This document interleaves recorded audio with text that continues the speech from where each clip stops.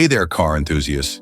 Today we're diving into the world of automotive disasters, uncovering some of the dumbest and worst cars ever to hit the roads of America. These vehicles are notorious not for their speed or luxury, but for their design flaws, poor performance, and outright failures. So buckle up as we take a bumpy ride through the top 10 worst cars in American history. Let's kick things off with a car that became infamous for all the wrong reasons, the Ford Pinto. Launched in 1970, the Pinto was Ford's entry into the growing compact car market, designed to compete with foreign imports that were gaining popularity in the US at the time. On the surface, the Pinto seemed like the perfect car for the era. It was small, affordable, and fuel-efficient, catering to the needs of a country grappling with rising fuel prices and changing consumer preferences. However, beneath its unassuming exterior lay a fatal design flaw that would turn the Pinto into a notorious symbol of corporate negligence and a case study in the consequences of prioritizing profits over safety. The Pinto's most infamous flaw was its fuel tank placement. Positioned just in front of the rear bumper, the fuel tank was vulnerable in the event of a rear-end collision. In crashes, even at relatively low speeds, the tank could be punctured by bolts protruding from the rear differential, causing fuel to leak and, in some cases, ignite. This design defect led to catastrophic fires that resulted in a number of deaths and severe injuries. What made the situation even more egregious was the revelation that Ford was aware of the issue, but chose not to make design changes that could have mitigated the risk. Internal documents later revealed that Ford had conducted a cost-benefit analysis and determined that it would be cheaper to pay off potential lawsuits than to recall the Pinto and fix the problem. This decision became one of the most infamous examples of corporate malfeasance in automotive history. The Pinto fire controversy exploded into the public consciousness in the late 1970s, particularly after investigative reports and lawsuits brought the car's deadly defect to light. The outcry led to a federal investigation by the National Highway Traffic Safety Administration, NHTSA, which ultimately resulted in a recall of 1.5 million Pintos in 1978, the largest recall at that time. The recall included modifications to the fuel tank to reduce the risk of fire in rear-end collisions. But the damage to Ford's reputation was already done. The Pinto had become a symbol of everything that could go wrong when a company places profits above people's lives. The legacy of the Ford Pinto is a complex one. On one hand, it serves as a stark reminder of the ethical responsibilities that companies have to their customers. The Pinto scandal had a lasting impact on the automotive industry, leading to stricter safety regulations and greater scrutiny of corporate practices. It also contributed to a broader public awareness of consumer rights and the importance of product safety, shaping the way that companies approach risk management and public relations. On the other hand, the Pinto story is also a cautionary tale about the dangers of cutting corners and the potential long-term consequences of short-term thinking. While Ford's decision to prioritize cost-cutting initially saved the company money, the long-term costs, both financial and reputational, were far greater. The Pinto debacle tarnished Ford's image for years and remains a black mark on the company's history. Despite its notorious reputation, the Pinto also has its defenders. Some argue that the car was no more dangerous than other vehicles of its time, and that the backlash was amplified by sensationalized media coverage. They point out that small cars from other manufacturers had similar vulnerabilities, and that the Pinto was unfairly singled out. However, regardless of these arguments, the Pinto's place in history is firmly cemented as a symbol of automotive failure and the consequences of corporate irresponsibility. In the end, the Ford Pinto is a car that will forever be associated with tragedy and controversy. It stands as a powerful reminder of the importance of safety and product design and the ethical responsibilities that companies have to the public. The Pinto's story is a sobering example of what can happen when profit is placed above human life, and it continues to resonate as a lesson in corporate accountability and the lasting impact of bad decisions. Next up, we have the AMC Gremlin, a car that truly lived up to its peculiar name. Introduced in 1970 by American Motors Corporation, AMC, The Gremlin was an attempt to break into the burgeoning subcompact market. This segment of the automotive industry was rapidly expanding, fueled by the oil crisis and the growing demand for smaller, more fuel-efficient vehicles. The Gremlin was AMC's bold and unconventional answer to this demand, but it ended up being as strange as its moniker suggested, both in appearance and performance. The story of the AMC Gremlin begins with a sense of urgency. AMC needed a subcompact car quickly to compete with foreign imports, like the Volkswagen Beetle, and domestic rivals such as the Ford Pinto and Chevrolet Vega. In a move that was both innovative and risky, AMC's designers decided to base the Gremlin on the existing Hornet platform, essentially chopping off the back end to create a truncated hatchback design. The result was a car that looked like nothing else on the road, part car, part hatchback, with a rear end that appeared abruptly cut off. This design choice was meant to give the Gremlin a unique, distinctive look, but it ended up earning the car a reputation for awkward proportions and strange aesthetics. The Gremlin's appearance was polarizing, to say the least. While some appreciated its quirky, unconventional style, many others found it downright ugly. The car's stunted rear end and boxy front gave it a somewhat lopsided look, and its overall design lacked the sleek lines that were popular at the time. Despite its odd appearance, AMC marketed the Gremlin as a practical, economical car that was perfect for city driving. However, this message didn't quite resonate with all consumers, many of whom were put off by the car's unusual looks and compact size. Performance-wise, the AMC Gremlin didn't fare much better. While it was offered with a variety of engine options, including a straight six that provided decent power, the Gremlin was still plagued by a number of issues. The car's handling was often criticized for being sloppy, and its ride was anything but smooth. The shorter wheelbase, which contributed to the car's distinctive look, also made it less stable on the road, particularly at higher speeds. Furthermore, the Gremlin was not known for its fuel efficiency, which was ironic given that it was marketed as an economical choice during a time when fuel efficiency was becoming increasingly important to consumers. The interior of the Gremlin was similarly unimpressive. AMC attempted to keep costs down, and this was reflected in the car's Spartan cabin. The materials used were of lower quality, and the design was bare bones, with little in the way of comfort or convenience features. The rear seats were cramped, and the overall space was limited, making the car less practical than other subcompacts on the market. While the Gremlin did have a certain charm for those who appreciated its oddball nature, it failed to offer the level of refinement or usability that many buyers were looking for. Despite these shortcomings, the AMC Gremlin did find a niche market. Its low price and distinctive, if not divisive design, attracted a certain group of buyers who appreciated its uniqueness. The Gremlin also gained some cultural notoriety, appearing in movies and television shows, which helped it develop a bit of a cult following. However, this niche appeal wasn't enough to make up for the car's many flaws. The Gremlin's legacy is a mixed one. On the one hand, it stands as a symbol of AMC's willingness to take risks and think outside the box, even if those risks didn't always pay off. On the other hand, it's often remembered as one of the ugliest and most impractical cars of its time. The Gremlin's awkward proportions and lackluster performance earned it a place in the annals of automotive history, but not necessarily for the right reasons. In conclusion, the AMC Gremlin is a car that embodied both the creativity and the desperation of its era.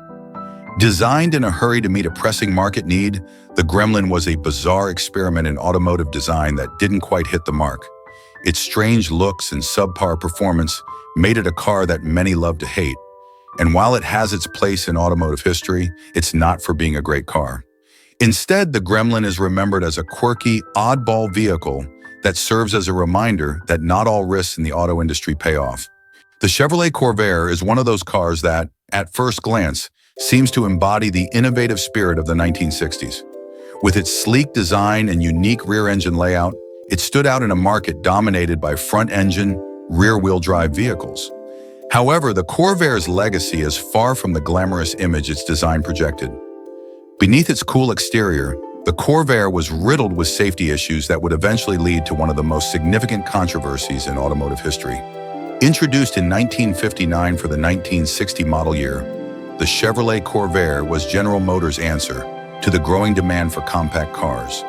It was designed to compete with popular European imports like the Volkswagen Beetle and to offer American consumers something different. The Corvair's most distinctive feature was its air-cooled, rear-mounted engine, a design choice that was unconventional for American cars at the time. This layout allowed for a more spacious interior and a lower, sleeker profile, giving the Corvair a modern, sporty appearance that appealed to many buyers. However, the rear engine design also introduced significant handling challenges. With most of the car's weight situated at the back, the Corvair had a tendency to oversteer, especially in sudden maneuvers. This meant that the rear end of the car could swing out unexpectedly, leading to a loss of control. The problem was exacerbated by the car's suspension system, which was less than ideal for managing the unique weight distribution. The early models of the Corvair, in particular, lacked a stabilizing sway bar, which made the handling even more unpredictable. These stability issues didn't go unnoticed, but it wasn't until Ralph Nader's groundbreaking book, Unsafe at Any Speed, was published in 1965 that the full extent of the Corvair's safety flaws came to light. Nader's book was a scathing critique of the American auto industry's approach to vehicle safety, and the Corvair was featured prominently as a prime example of corporate negligence. Nader argued that General Motors had prioritized style and cost-cutting over safety, leading to a car that was fundamentally unsafe for the average driver. The publication of Unsafe at Any Speed had a profound impact on both the Corvair and the automotive industry as a whole. The book sparked a public outcry and led to increased scrutiny of vehicle safety standards. In response to the criticism, General Motors made several changes to the Corvair's design in later models, including the addition of a rear stabilizer bar to improve handling. However, by then, the damage to the Corvair's reputation was done.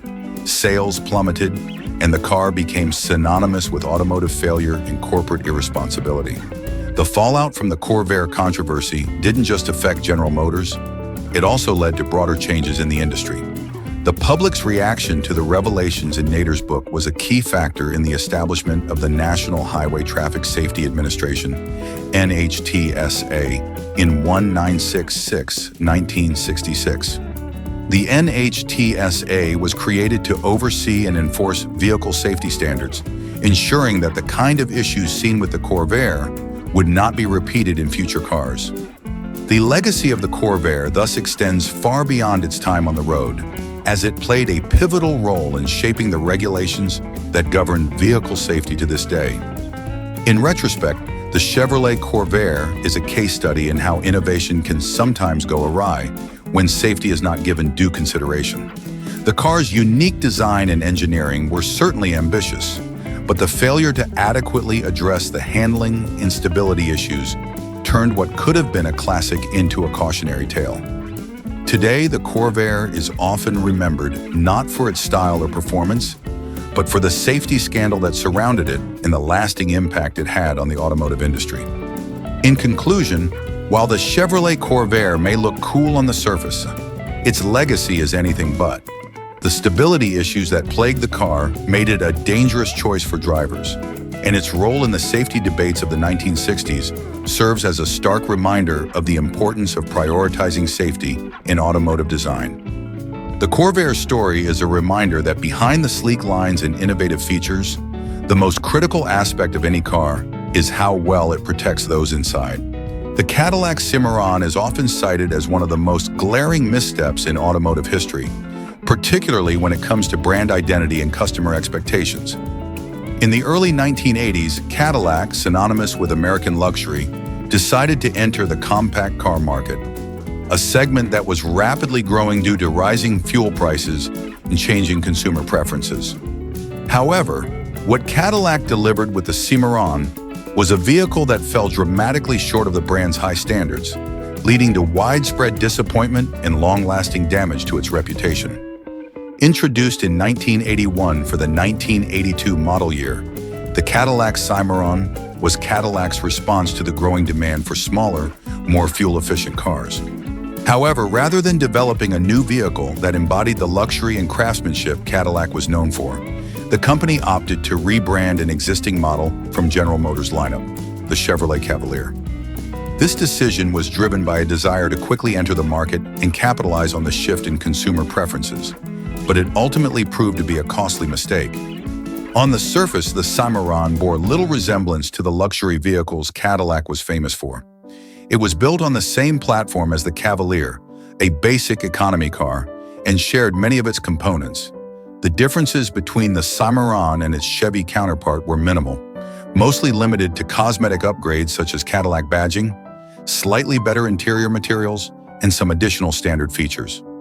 Despite these changes, the car was unmistakably a Cavalier in disguise, and discerning customers quickly saw through the facade.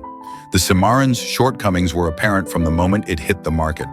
Its small size and underpowered engine were completely out of step with the expectations of Cadillac buyers, who were accustomed to large, powerful, and opulent vehicles. The base engine was a 1.8-liter four-cylinder, which offered neither the performance nor the refinement expected from a Cadillac. The car's handling and ride quality, while acceptable for an economy car, were far from the plush, smooth experience that Cadillac drivers were used to. The result was a vehicle that felt cheap and uninspired, a far cry from the luxury and prestige associated with the Cadillac name. The pricing of the Cimarron only added to the sense of betrayal among Cadillac's loyal customers. Despite its economy car origins, the Cimarron was sold at a premium price, far higher than the Cavalier and more in line with Cadillac's traditional luxury models. Consumers were essentially being asked to pay Cadillac prices for what was, in essence, a dressed-up compact car. This pricing strategy backfired as buyers who were willing to spend that kind of money expected far more than what the Cimarron could offer. The car's lack of true luxury features and its mediocre performance made it a tough sell, even to the most loyal Cadillac customers. The Cimarron's failure was reflected in its sales figures. It never managed to capture the interest of the luxury car market, and sales were consistently below expectations throughout its production run. The car's poor reception was not just a commercial flop, it also did lasting damage to Cadillac's brand image. Cadillac had long been seen as the epitome of American automotive luxury, but the Cimarron called that reputation into question. It became a symbol of how far the brand had fallen, and it took Cadillac many years and several successful models to recover from the stigma attached to the Cimarron. In hindsight, the Cadillac Cimarron is a textbook example of what happens when a brand strays too far from its core identity in pursuit of market trends. The car was a misguided attempt to tap into a growing segment without fully understanding or respecting the expectations of Cadillac's customer base. Instead of creating a compact car that embodied the luxury and innovation Cadillac was known for, the brand simply rebadged an economy car and hoped that the name alone would be enough to justify its existence. The result was a vehicle that failed on almost every level, from its design and performance to its reception in the market. Today, the Cadillac Cimarron is remembered as one of the biggest blunders in automotive history. It serves as a cautionary tale for automakers about the importance of maintaining brand integrity and ensuring that every new model lives up to the legacy of the badge it wears. For Cadillac, the Cimarron was a painful lesson in the dangers of cutting corners and underestimating the expectations of luxury car buyers. While Cadillac has since moved past this dark chapter, the Cimarron remains a reminder of what can happen when a brand loses sight of what made it great in the first place. The Pontiac Aztek is a vehicle that has become synonymous with poor design choices and is often regarded as one of the ugliest cars in automotive history. When it was introduced in 2000 for the 2001 model year, the Aztek was meant to be a bold, innovative crossover that would appeal to a younger, adventurous demographic. Pontiac envisioned it as a versatile vehicle, blending the practicality of an SUV with the comfort of a passenger car. However, what the world saw was something entirely different, a vehicle that became a symbol of design gone wrong and a case study in how not to launch a new car. At first glance, the Aztek's design is jarring. Its proportions are awkward, with a front end that looks oversized and a rear that seems disconnected from the rest of the vehicle.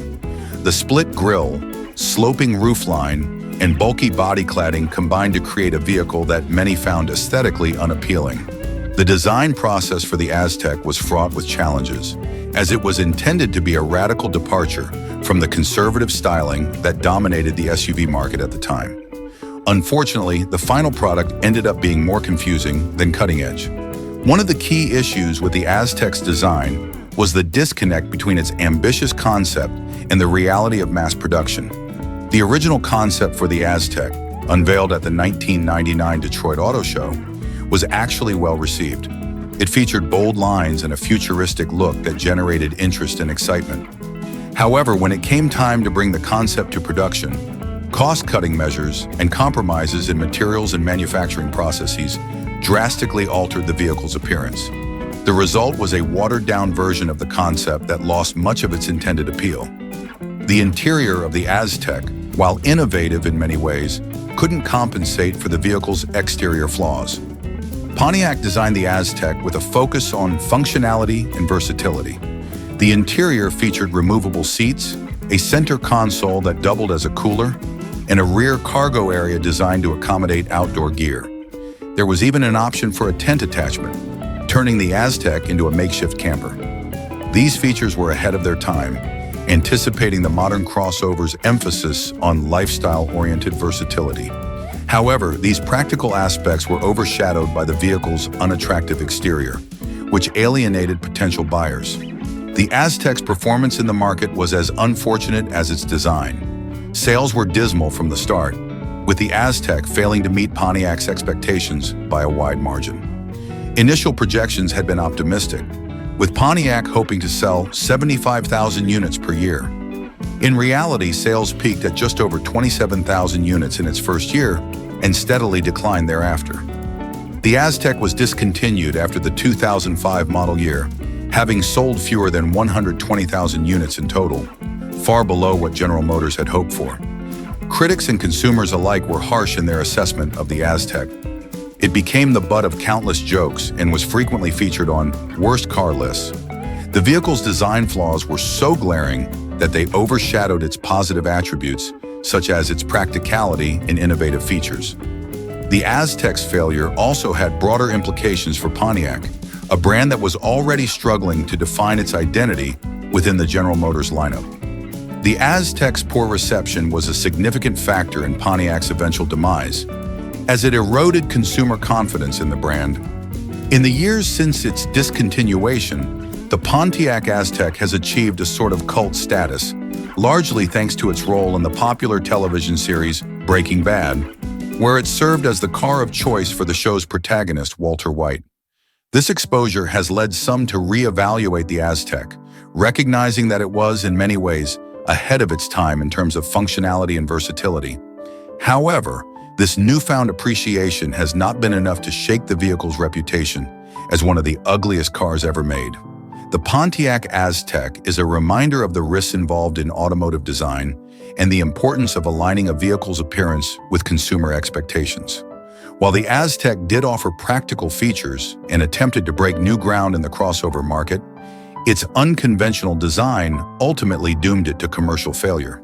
Today, the Aztek is often cited as a cautionary tale in the automotive industry, a lesson in how a vehicle's appearance can make or break its success, no matter how innovative or functional it may be. The Yugo GV, introduced to the American market in 1985, is often remembered as one of the worst cars ever sold in the United States. Marketed as an affordable, no-frills vehicle, the Yugo was designed to appeal to budget-conscious buyers. With a starting price of just $3,990, it was one of the cheapest new cars available at the time, promising basic transportation at a price point that seemed too good to be true. Unfortunately for many who took the bait, that promise quickly turned into a nightmare. The Yugo GV was the Americanized version of the Zastava Corral, a car produced by the Yugoslavian company Zastava Automobiles. It was based on the Fiat 127, an older model that had been popular in Europe during the 1970s. While the Fiat 127 had a solid reputation for its time, by the mid-1880s, the design and engineering were already outdated. Zastava's adaptation for the Yugo did little to modernize the vehicle, and the result was a car that was out of step with the expectations of American drivers. From the moment it arrived in the US, the Yugo was plagued by a myriad of problems. The car's build quality was notoriously poor, with parts that felt cheap and flimsy. The interior was sparse and uncomfortable, with low-quality materials and a design that lacked even the most basic amenities. Many buyers found that their brand-new Yugos began to experience mechanical issues almost immediately, with frequent breakdowns and malfunctions becoming the norm rather than the exception. One of the most glaring issues with the Yugo GV was its engine, a small, underpowered 1.1-liter four-cylinder that struggled to keep up with highway traffic. The car's acceleration was sluggish, and it had a top speed of just 86 miles per hour. The engine was also prone to stalling and overheating, further adding to the car's unreliability. In addition to its lackluster performance, the Yugo was notorious for its lack of safety features. It had minimal crash protection, and its small size and lightweight construction made it especially vulnerable in accidents. The Yugo's reputation for poor quality was only compounded by the frequent recalls and reports of catastrophic failures. Stories of engines seizing, transmissions failing, and even entire cars breaking down on the drive home from the dealership became the stuff of legend. In some cases, the car's timing belt, a critical component, would snap without warning, leading to complete engine failure. The Yugo's electrical system was also notoriously unreliable, with issues ranging from faulty wiring to malfunctioning lights and gauges. Adding insult to injury, the Yugo's reliability issues were matched by its dismal resale value. Owners found that their cars depreciated rapidly, often becoming virtually worthless within just a few years. The Yugo quickly became a joke in the automotive world, with late-night comedians and critics alike taking aim at its many flaws. It became a symbol of cheap, poorly made products, and owning one was seen as an embarrassment rather than a point of pride.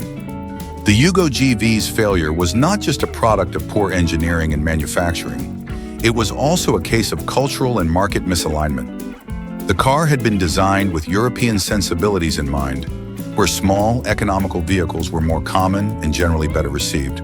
However, when transplanted to the American market, where drivers expected more power, comfort, and reliability, the Yugo's shortcomings became painfully apparent.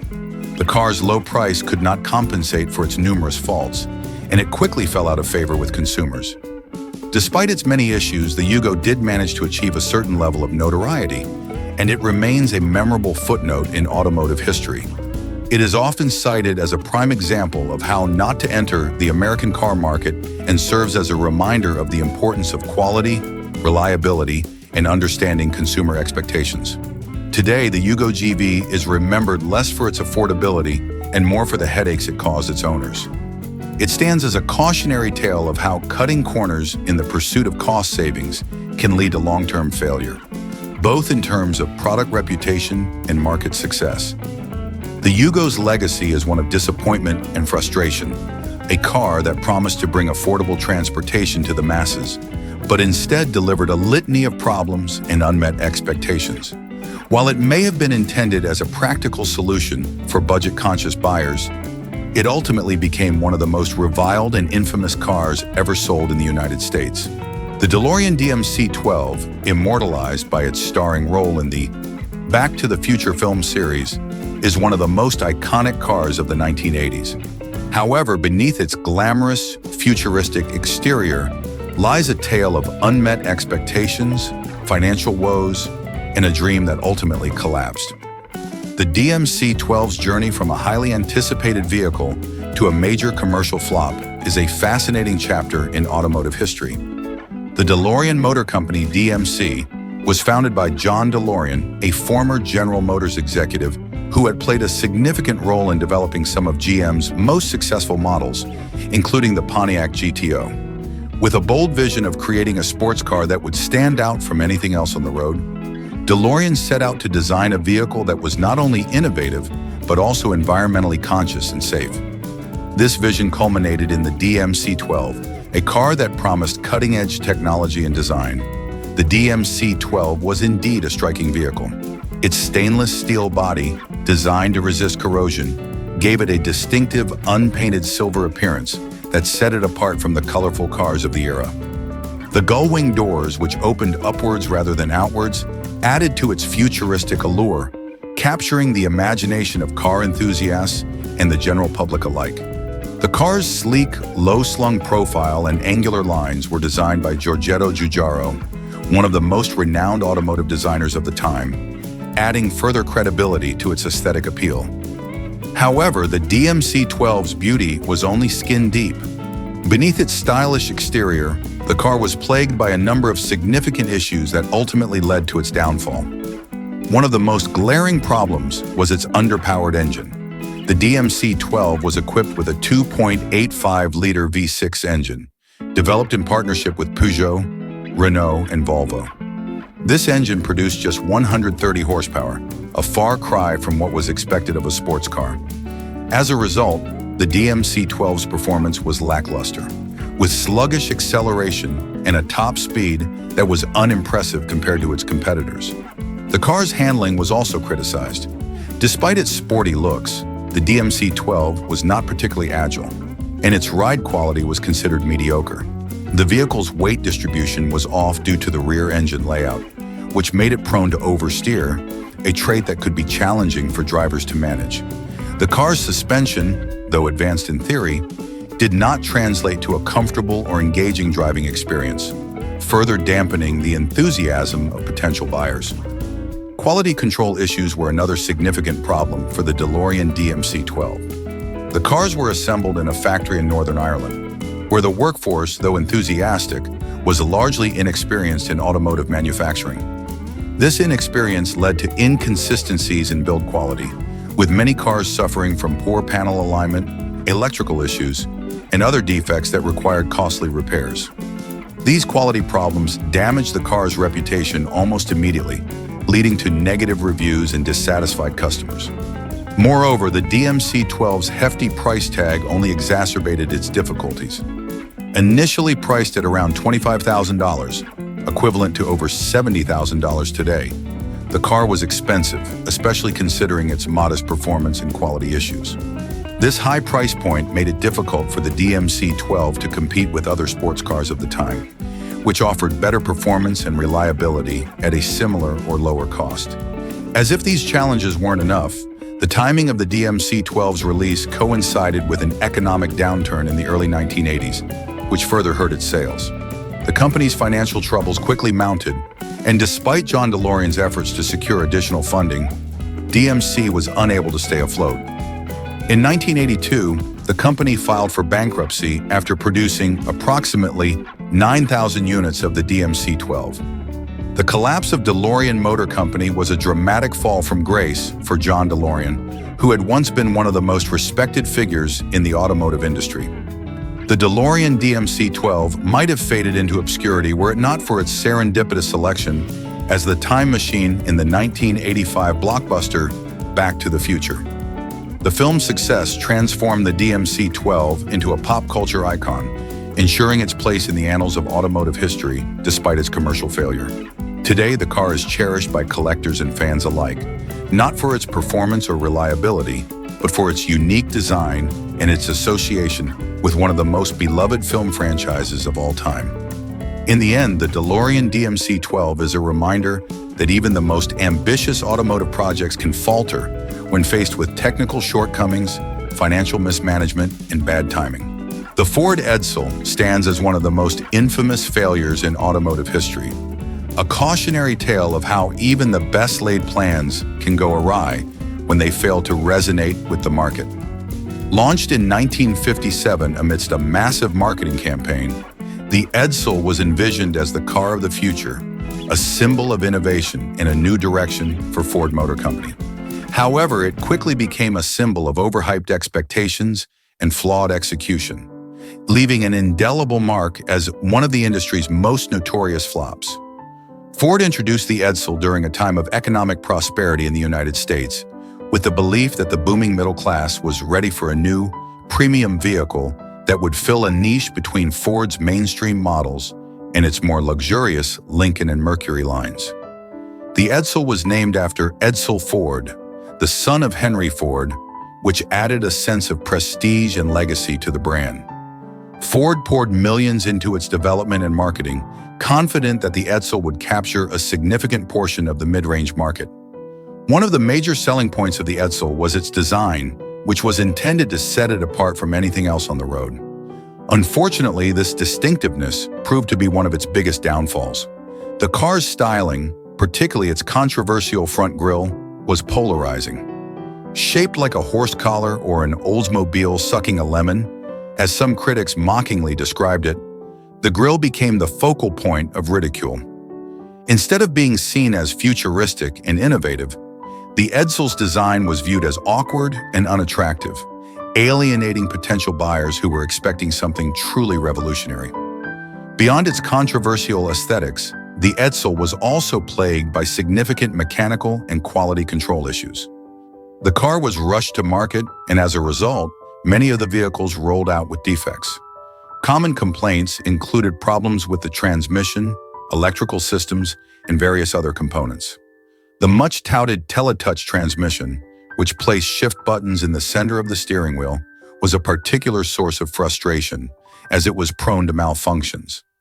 The mechanical unreliability of the Edsel further damaged its reputation, leading to dissatisfaction among early adopters who had expected a premium product. Compounding these issues was the Edsel's high price tag. Ford had positioned the Edsel as a mid-range vehicle, but its pricing was closer to that of luxury cars, which made it less accessible to the average consumer.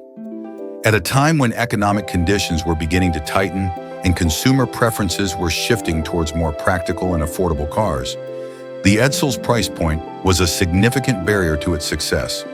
Perhaps the most critical mistake Ford made with the Edsel was its failure to understand the market. The extensive market research conducted prior to the car's launch indicated that there was a gap in the market for a vehicle like the Edsel. However, this research failed to account for the rapidly changing consumer landscape. By the time the Edsel was released, the market had already moved on. Buyers were looking for smaller, more economical cars, not the large, extravagant vehicles that the Edsel represented. The timing of the Edsel's launch couldn't have been worse, as it coincided with a recession that made consumers even more cautious about spending on high-priced, unproven products. The Edsel's failure was swift and brutal. Sales were far below expectations, and the negative press surrounding the car only accelerated its decline. Despite Ford's efforts to salvage the brand by cutting prices and improving quality, the damage was done. In November 1959, just 2 years after its launch, Ford announced the discontinuation of the Edsel. The company reportedly lost over $250 million on the venture, a staggering sum at the time, and the Edsel's name became synonymous with failure. In retrospect, the Edsel's downfall can be attributed to a combination of overconfidence, misjudged consumer desires, and execution failures.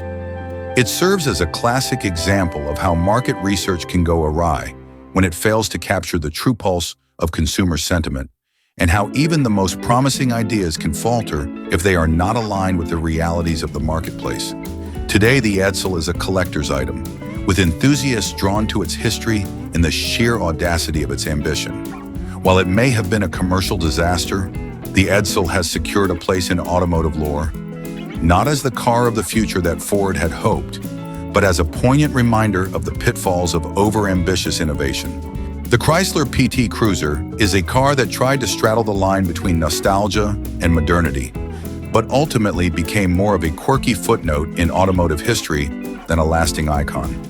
Introduced in the year 2000, the PT Cruiser was designed to evoke the charm of classic American cars from the 1930s and 1940s, with its retro-inspired styling and distinctive design cues. At a time when automakers were experimenting with retro aesthetics, the PT Cruiser aimed to stand out in a crowded market. However, while it initially garnered significant attention and a loyal fan base, its appeal quickly waned, and it's now remembered more for its oddity than for any lasting impact. When Chrysler unveiled the PT Cruiser, it was met with a mix of curiosity and enthusiasm. The car's unique design was its most prominent feature, with rounded bulbous lines, a high roofline, and a prominent grille that harked back to the days of classic hot rods and family sedans. The PT Cruiser was a throwback to a bygone era, wrapped in a modern package that promised practicality with a touch of flair. It was classified as a compact car, but its interior was surprisingly spacious, with a versatile layout that could accommodate both passengers and cargo with ease. This made it an attractive option for those seeking a small car with the utility of a larger vehicle. Under the hood, however, the PT Cruiser struggled to deliver the performance that its eye-catching design seemed to promise. The car was powered by a range of four-cylinder engines, none of which offered particularly impressive power or fuel efficiency. While the PT Cruiser's handling was adequate for everyday driving, it lacked the spirited performance that many buyers might have hoped for in a car with such a bold exterior. The turbocharged versions offered a bit more punch, but they still fell short of providing a truly exhilarating driving experience. As a result, the PT Cruiser was often criticized for being underpowered and sluggish, especially compared to more contemporary rivals. The PT Cruiser's polarizing design also proved to be both its greatest strength and its biggest weakness. While some buyers were drawn to its retro charm, others found it dated and unattractive, especially as the years went by and the initial novelty wore off. The car's styling, which had been a selling point at its launch, quickly began to feel out of step with the evolving tastes of the automotive market. As more modern, sleek designs became the norm, the PT Cruiser's nostalgic look started to seem more like a gimmick than a genuine aesthetic choice. This made it difficult for Chrysler to sustain the car's early momentum. Despite its shortcomings, the PT Cruiser did enjoy a period of success, particularly in the early 2000s. Its unique combination of retro styling and practical design won it a dedicated following, and it even inspired a range of special editions and variants, including a convertible model. The car's initial popularity was reflected in strong sales figures and positive reviews, with many praising its spacious interior and distinctive look. However, as time went on, the PT Cruiser's novelty began to fade, and it struggled to maintain its relevance in an increasingly competitive market. By the late 2000s, the PT Cruiser's appeal had significantly diminished. Chrysler attempted to keep the model fresh with various updates and special editions, but these efforts did little to revive its flagging fortunes. The car's outdated design, coupled with its mediocre performance, made it less attractive to new car buyers, and sales steadily declined. In 2010, Chrysler finally pulled the plug on the PT Cruiser, ending its production after a decade on the market. In retrospect, the PT Cruiser is often remembered as a car that tried to capture the spirit of the past, but ultimately failed to adapt to the demands of the future. Its retro styling, while initially a selling point, became a liability as consumer preferences shifted towards more modern and efficient vehicles. The PT Cruiser's legacy is a mixed one. It's fondly remembered by some as a fun and quirky car that brought a bit of personality to the road, but for many others, it's a symbol of how quickly automotive trends can change, leaving once popular designs in the rearview mirror. Today, the PT Cruiser remains a curiosity in the used car market, a reminder of a time when automakers were willing to take risks with bold, unconventional designs. While it may never be regarded as a classic in the traditional sense, the PT Cruiser's place in automotive history is secure as a car that dared to be different, even if it ultimately fell short of lasting success. The Hummer H2 stands as a symbol of automotive excess, a vehicle that, despite its polarizing presence, became an icon of the early 2000s. Introduced in 2002, the H2 was the civilian version of the military-inspired Hummer H1, and it quickly garnered attention for its imposing size, aggressive styling, and undeniable road presence.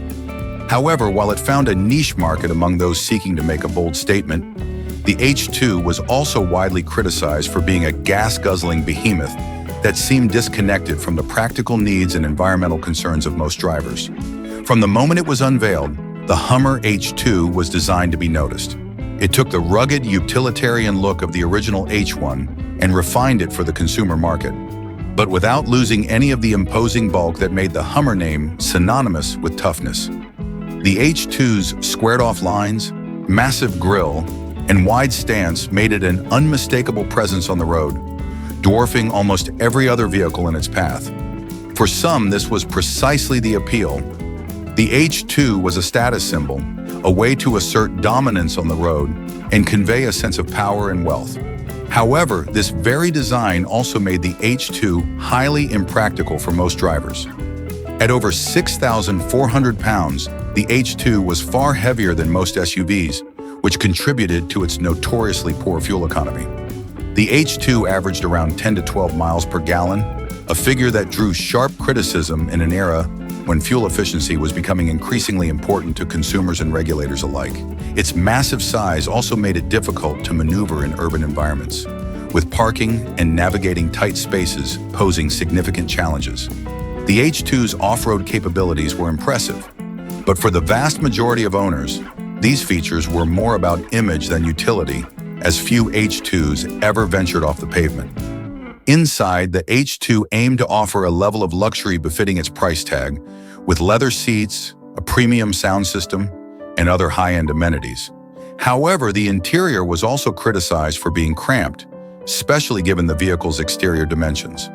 Despite its size, the H2's interior space was not as generous as one might expect, with limited legroom in the rear seats and a cargo area that was smaller than many other, more practical SUVs.